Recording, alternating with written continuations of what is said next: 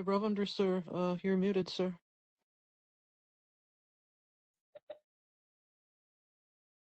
We'll start over again.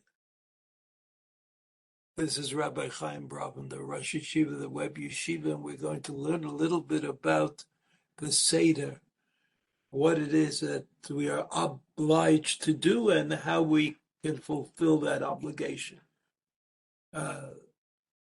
We'll do that by first looking at the Rambam's summary of the mitzvot and obligations that exist for us on the night of the Seder, which this year, as you probably have noted, is on Motzei Shabbat. Right after Shabbat comes the Seder. This is not a very common event, but it makes it all a little bit more difficult.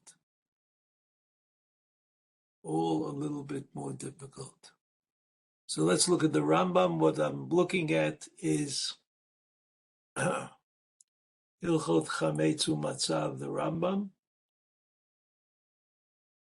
Perek Zayin, the 7th chapter of Chametz U'Matzah. Halacha Aleph, the Rambam says this, Mitzvat Aseh. Mitzvat Aseh for the Rambam means that it's noted in the Torah itself. Mitzvat Aseh Shel Torah. You could look at, the Rambam will tell us the pasuk or the psukim that he's referring to. L'saper, to tell the story of Nisim and Niflaot. Nisim and Niflaot, Nisim a miracle. Niflaot, you could translate perhaps as wonders.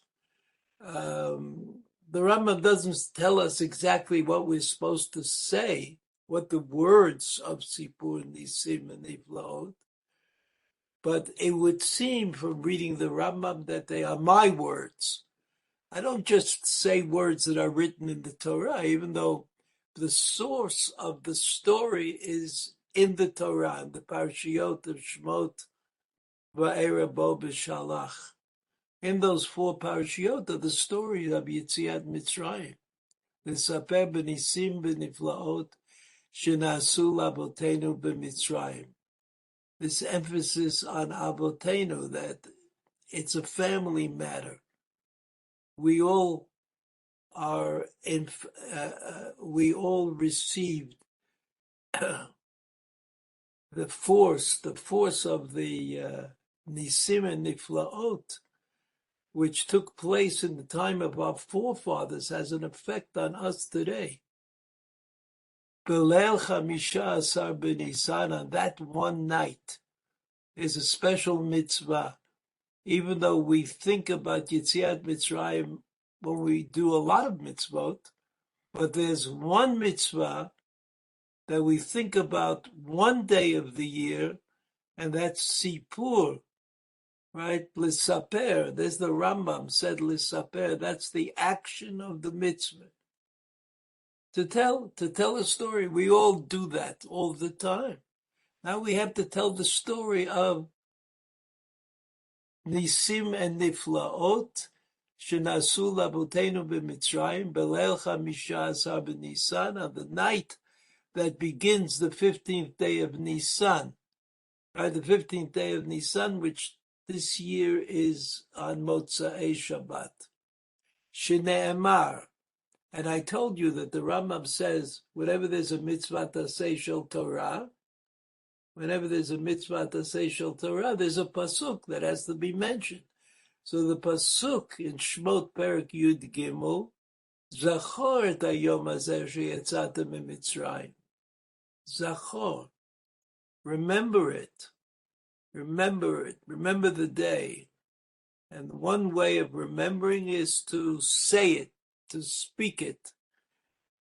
Zachor et yom hazeh sheyatzatem miMitzrayim, k'mo shene'emar, and there's another pasuk, Zachar et Yom HaShabbat, like it says Zachar et Yom HaShabbat, that when Shabbat comes, you have to make Kiddush, and we spoke about that last time. Zachor et Yom HaShabbat, how do we remember Shabbat?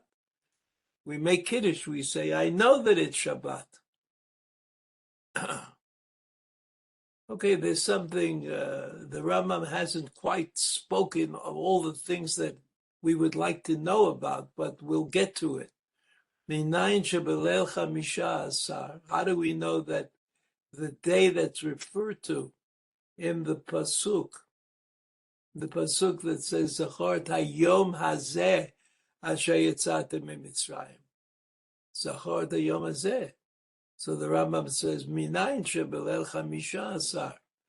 Talmud Lomar, another quote of another pasuk, V'gadeta lebincha bayom hahu leimor. V'gadeta lebincha. So according to the Rambam, this is a further obligation. We're further obliged not just to tell the story, but to educate the children, to pass the story on to the next generation. V'gadeta lebincha bayom hahu leimor. It's because of this, right? This, to this, the Rambam explains, it was part of the storytelling. The way we tell the story is that we could say ba'avur zeh and point to the matzah and point to the maror, the matzah and the bitter herbs. We could say, here they are. This was Yetziat Mitzrayim. It's a story about the matzah and a story about the maror, munachim lifanecha. They are lying there right before you so you could point at them. V'aval pisha ein lo ben. And the Rambam adds a halachic point. Even though the pasuk says v'gadeta lebincha, it's true that if you have a son, you have to concentrate on telling him the story, making sure that he understands what happens. But Aval Pi, the Rambam says, Shein lo ben. The obligation to tell the story exists even if there's no son in that family. Afilu chachamim gedolim chayavim l'saper b'Yetziat Mitzrayim. Even chachamim gedolim, very wise people, who probably know the story and understand what it was. Chayavim l'saper b'Yetziat Mitzrayim. In other words, the obligation is not limited at all by v'gadeta lebincha. V'gadeta lebincha is an extra layer. But even Chachamim Gedolim, who know the Chumash perfectly, they was very, very knowledgeable and learned people. We could say, okay, I remember Shmot Meir Bo B'Shalach Yetziat Mitzrayim. No, Afilu Chachamim Gedolim, even people who know, for the Rambam, Chachamim Gedolim knew the entire tradition of Jewish literature, right? The Mishnah, the Talmud Yerushalmi, the Bavli, all of this is part of Sipur Yetziat Mitzrayim. And then he says, "V'kol ha'ma'arich," a different. These all of these points are made in the Mishnah as well, but the Rambam combines them into one halacha, and he says, "Kol ha'ma'arich b'dvarim she'ir'u v'shechayu av harei zeh mishubach." The Rambam says, "Kol ha'ma'arich." But everybody understands that there's no limit to storytelling. There's no limit to what we can understand or try to understand about the story of Yetziat Mitzrayim. So ma'arich, someone who expands, b'dvarim she'ir'u, the things that happen, v'shehayu harei zeh mishubach. This is noteworthy and something that is praiseworthy. Harei zeh mishubach. So we see that there is a mitzvah, l'saper. That mitzvah has a coordinate, which is v'gadeta lebincha, that you should make it available to your son. But that doesn't mean that there is no son, somehow there's a limit that's placed on the Sipur Yetziat Mitzrayim.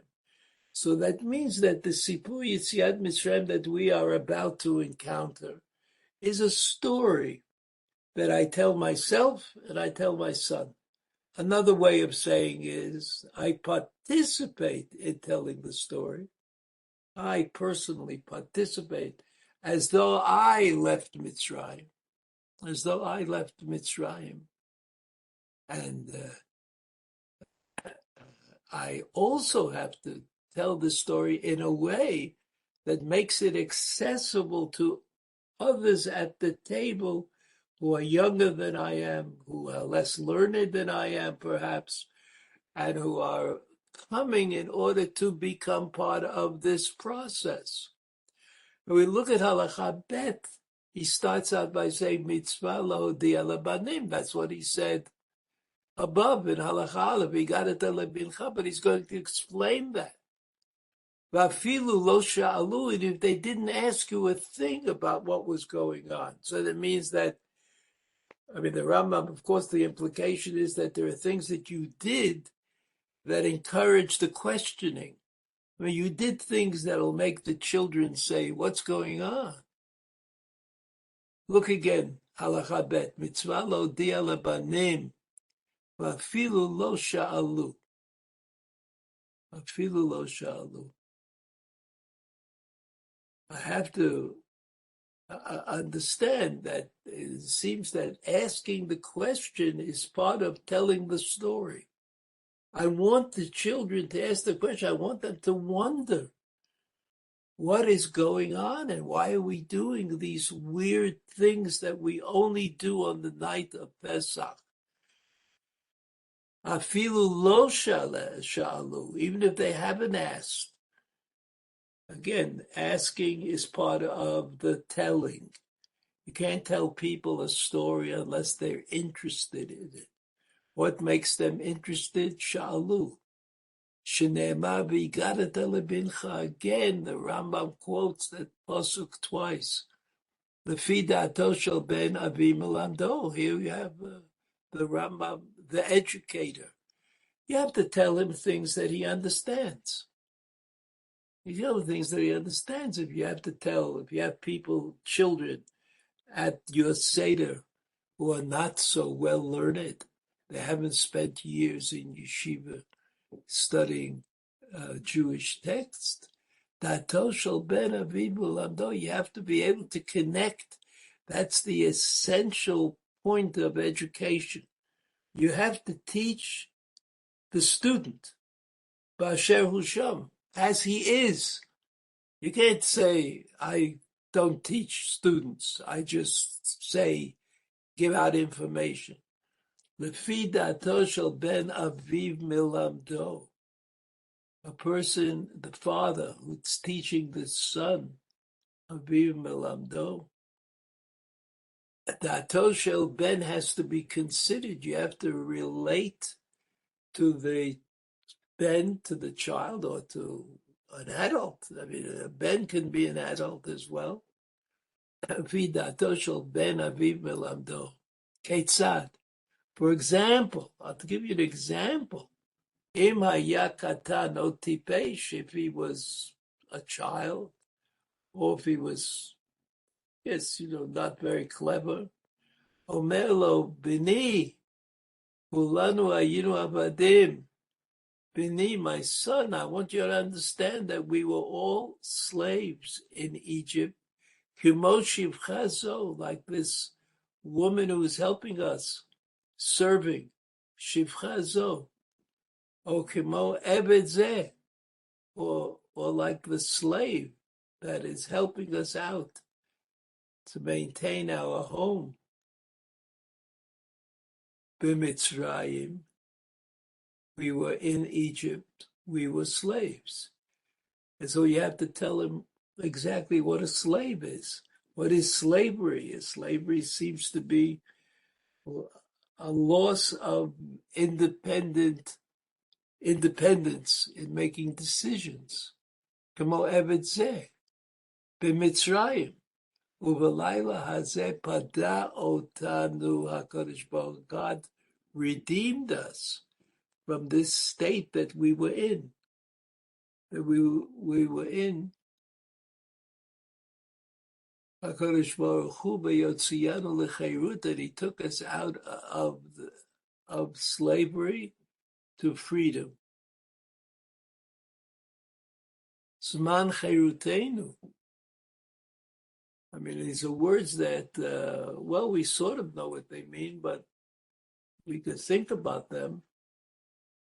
We think about that. First, we were an Eved, and then Padautanu HaKadosh Baruch Hu b'yotziyanu l'chairut. He brought us out. This is what I say to the Ben. The Ben can be somebody who doesn't know the story so well of any age. V'imaya ben gadol v'chacham. Modia ma she'ira lanu b'Mitzrayim. V'nisim she'nasu lanu al yedei Moshe Rabbeinu. Im haya ben gadol v'chacham. If the kind of son that you have sitting at the table is an adult and he's wise, he's spent many years studying Torah. Modi, Masha Irala, you just have to tell him what happened to us in Mitzrayim and the miracles that were done by Moshe Rabbeinu, Achol lefi da'ato shel ben. It's not clear, I would tell you, it's not clear what the status of Moshe Rabbeinu is on the night of Pesach. One thing is clear, that Moshe Rabbeinu is not really part of the Haggadah as we have it. And yet the Rambam was careful to say, Shenasu lanu al yedei Moshe Rabbeinu. Shenasu lo al yedei Moshe Rabbeinu. So apparently, according to the Rambam, mentioning Moshe Rabbeinu is necessary. It's the proper thing to do. The proper thing to do.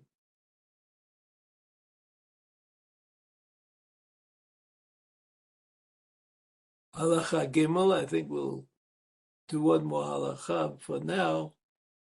Mitzarich lasot shinui b'layla hazeh. Shinui. You have to change something. Because this is all in order to encourage the children to ask. Kidei sheyiru abanim, in order that the son should see what's going on. Yishalu. And they'll ask. This idea of asking sounds like the way we have developed Torah learning. We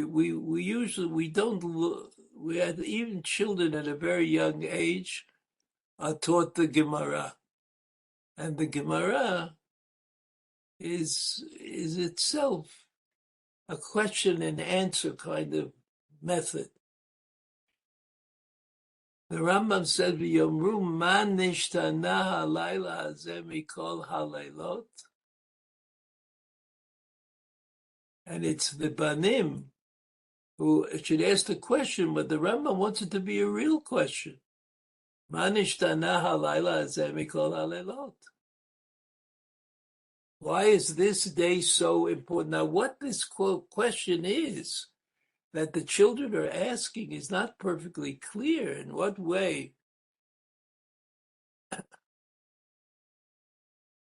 Ad sheyashiv lahem v'yomar lahem, until the father responds and says to them, "Kach v'kach yirad," this is what happened. The Rambam says, "Nisim v'niflaot, v'kach v'kach haya." So the Rambam adds, "Ketzad mishaneh."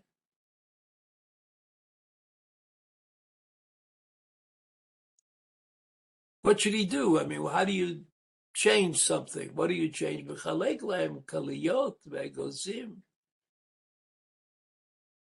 You get a pile of candies. You give out candies to the children. The children say, "What's going on? We haven't eaten our food yet." V'egozim. V'okrim ha'shulchan. You take away the table, mifleim, while they're sitting there. They want to get the food, so they don't have a table. Kodem sheyochlu, they take away the table before they eat. So they say, how can we eat? We don't have a table. I mean, they used to have these small tables that people, it was sort of like everybody had their own space to eat. וחוטפין מצה זה מידי זה, וכיוצא בדברים האלו, and they grab the matzah away. Whoever has it has to give it up. וכיוצא בדברים האלו. These are the kind of things. The Rambam says, Ein lo ben ishto sho alto. If he doesn't have a son available at the table, then his wife can ask the questions. Ein lo isha. Shoalim ze'edzev, there's no wife in that household. They ask, one asks the other, Ma nishtana halayla hazeh? Va'afilu hayu kulam chachamim, meaning if all the people at the table are all well learned. Haya lebado shoel la'atzmo. He asks for himself. Ma nishtana halayla hazeh? He asks himself the questions.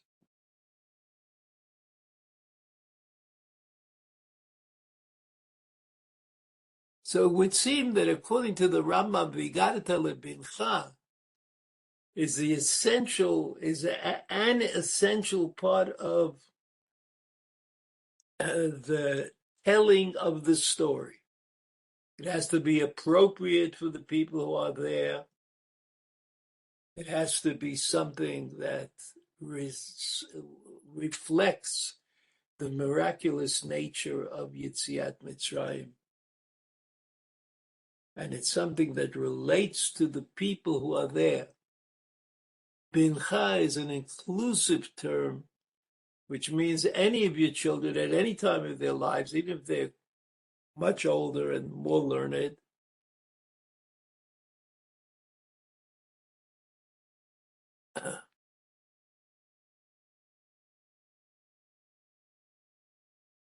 okay. But at the same time, the Rambam points out that the mitzvah of Sipu Yetziat Mitzrayim is a mitzvah that exists in spite of the fact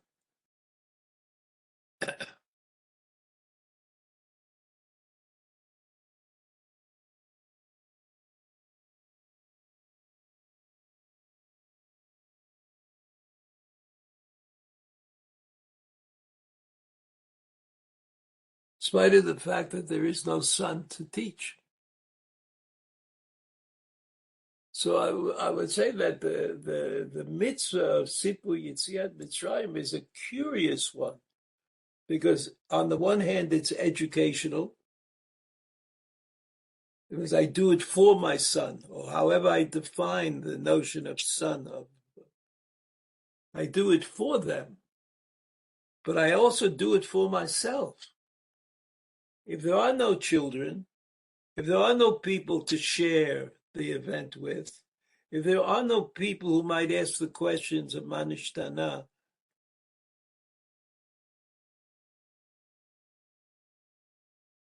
then you ask yourself. So it means that ultimately the mitzvah of Sipur Yetziat Mitzrayim is a mitzvah that is accomplished on two levels all the time. There's the level of V'yigadata lebincha, and then there's the mitzvah of Lisaper b'nisim b'niflaot, which is not connected necessarily to V'yigadata lebincha. Not necessarily.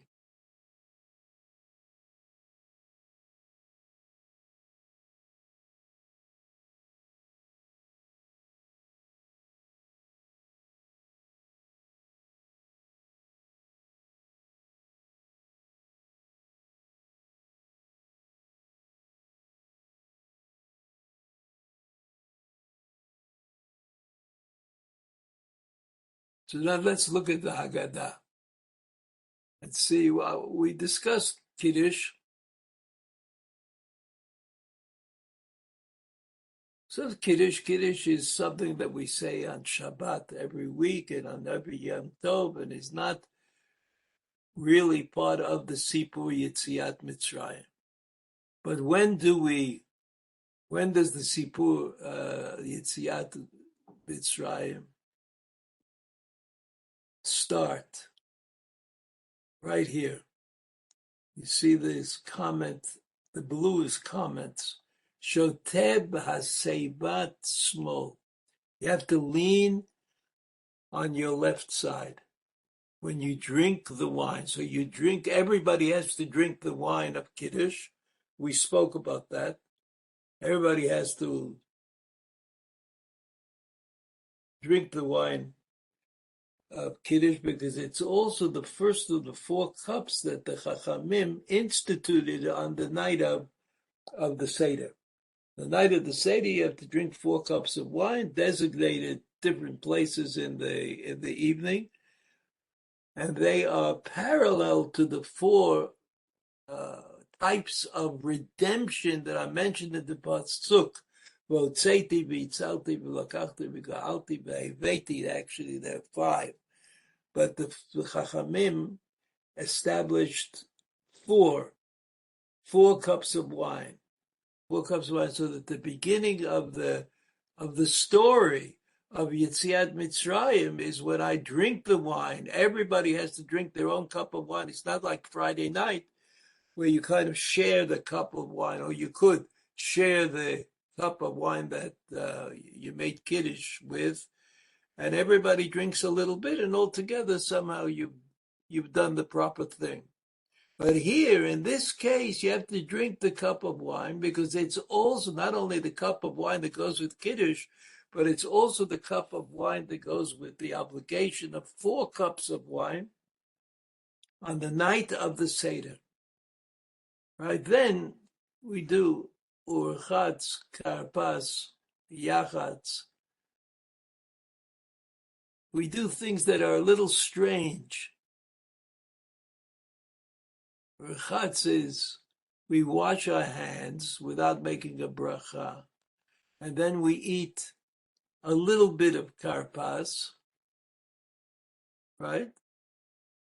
Because if we eat a lot of karpas, we're going to have to, and then we don't eat anymore. We spend a lot of time reading the Haggadah.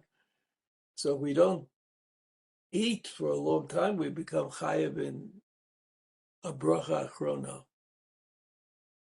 Then, so we don't eat the kezayit. We eat less than a kezayit in order that we should not be obligated to say a bracha achrona.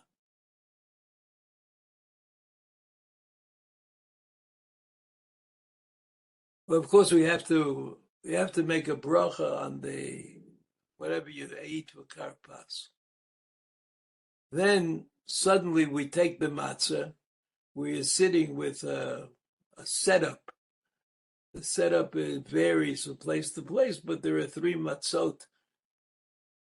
There are 3 matzot sitting in front of whoever is the organizer, the leader of the Seder. So you break the middle matzah, right? Then you take the bigger part and you leave that for the afikomen, so that you eat at the end of the meal. You eat a matzah instead of eating from the Korban Pesach. So really, urchatz, karpas, yachatz, those are things that we don't ordinarily do when we eat. That became the tradition that the Rambam was talking about, that you have to do things to encourage the children to ask. Of course, the Rambam said, you give them chocolate. Give them chocolate, you give them things that they would really rather eat than the food that they could have as a meal.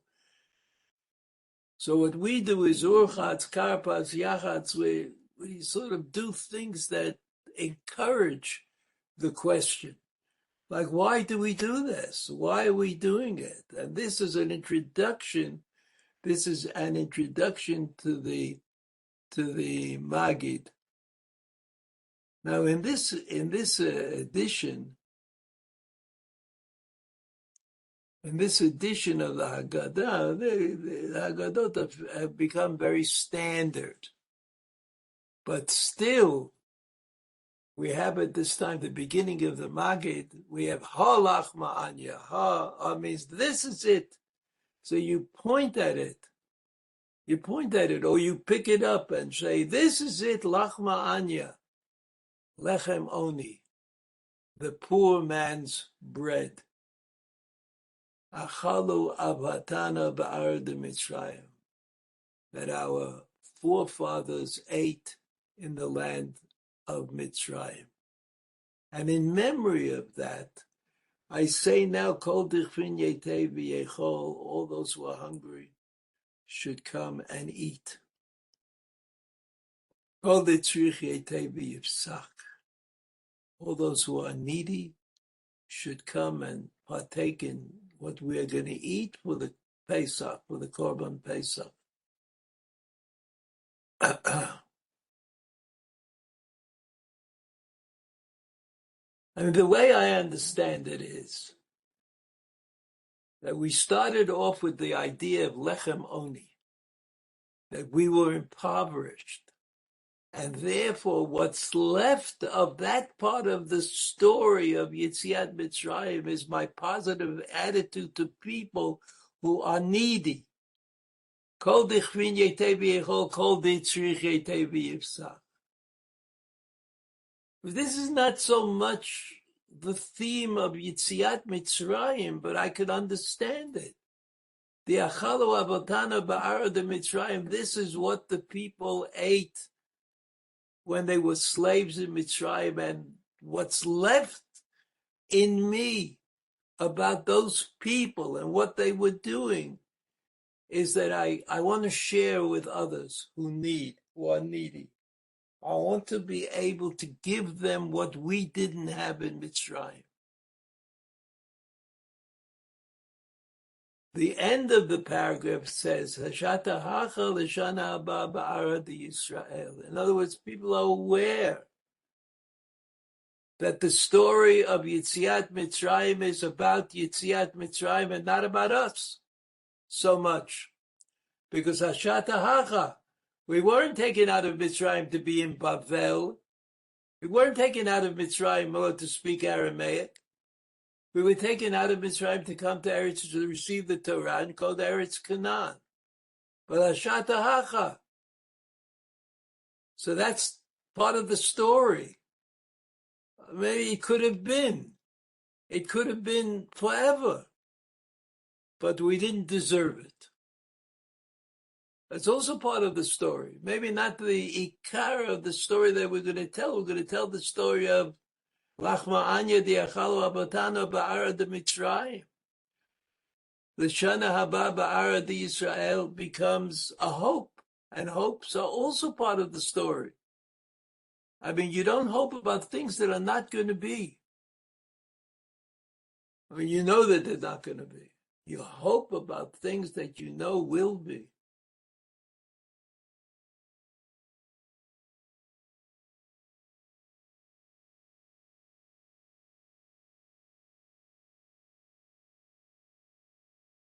Hashata Avdei. Hashata Avdei.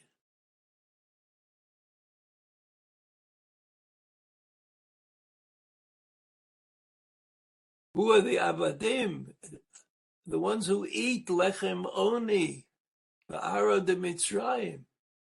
So somehow this introductory statement, which made its way into the Seder, into the Haggadah,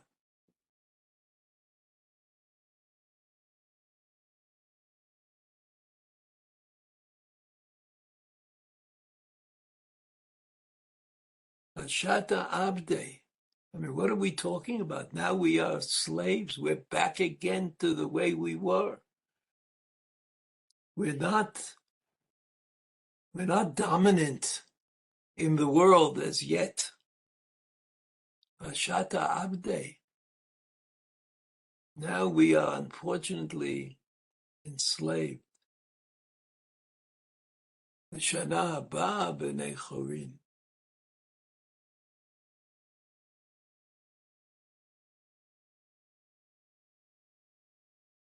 Here the directives say, Mozgim kol sheni haben shoel. You fill up another cup of wine.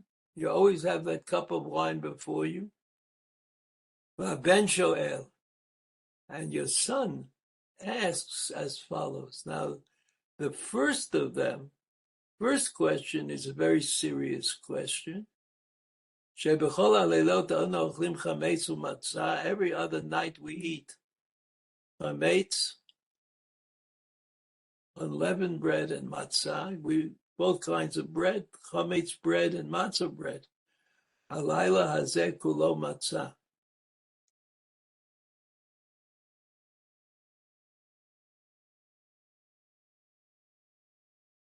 So that's really a good question.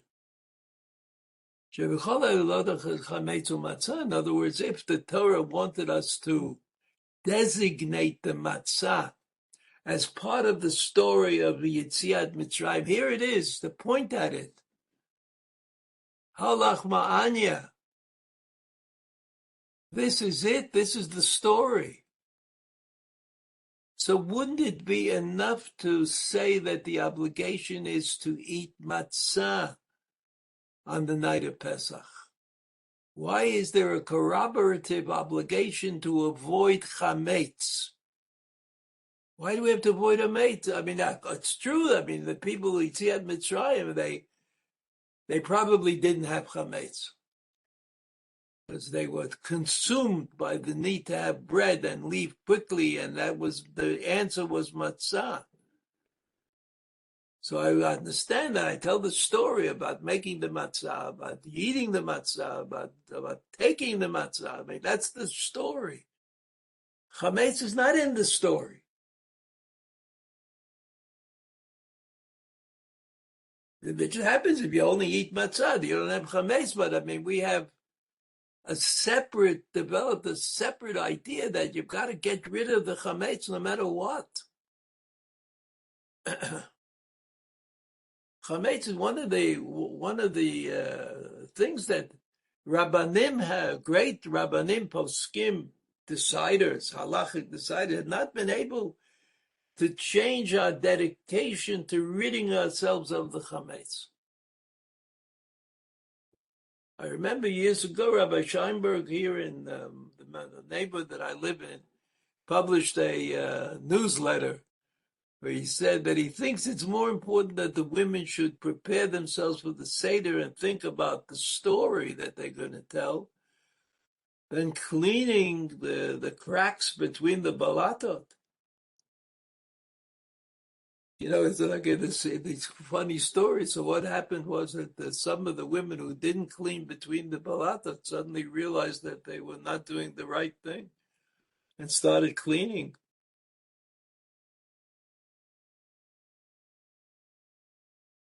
We don't distinguish. I mean, after all, that we want to duplicate the situation that existed in Mitzrayim. And the situation that existed in Mitzrayim was that matzah was eaten because there was no chametz to be eaten.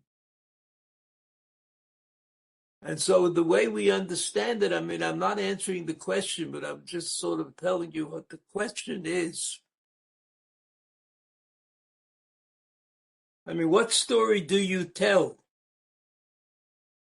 Rambam says, Nisim v'niflaot. Chametz u'matzah. I'm not sure that it has, alayla hazeh kolo matzah, I'm not sure that it has that much to do with Nisim and Niflaot. But it's part of the mitzvah. Alayla hazeh kolo matzah. So it's unlike the second question, is alayla hazeh shebechol haleilot anu ochlim sha'ar yirakot, we eat a lot of vegetables. Alayla hazeh kulo maro, I don't know what that means, kulo maro. Alayla hazeh maror. Yeah, it's true. We eat maror, and there's a mitzvah to eat maror, but we don't eat it instead of something. We eat it in addition to whatever else we're eating. So those are the first two questions that the son is asked to ask, but you see these questions have a more profound side to them. There's a simplistic way of looking at the question, but there's a more profound way of looking at the question. Why get rid of the chametz? Why isn't it good enough to have matzah? And why do we say shebechol halilot anachlim sha'ar yirakot? Alayla hazeh kulo maror. It's not true. It's not kulo maror. But it might be. Might be that the telling of the story, and as far as eating is part of telling the story. So that's all that goes to the maror. Goes only to the maror. There was a mitzvah min Torah to eat maror, but we can't do that mitzvah because there are no korbanot. Laila hazeh kulo maror means that's the story. The eating, which is part of the story, is only in the maror and not in anything else. That's how it was before Yetziat Mitzrayim. Shebechol halilot anu ochlim sha'ar yirakot. We eat freely the vegetables. Halayla hazeh. This night we eat maror.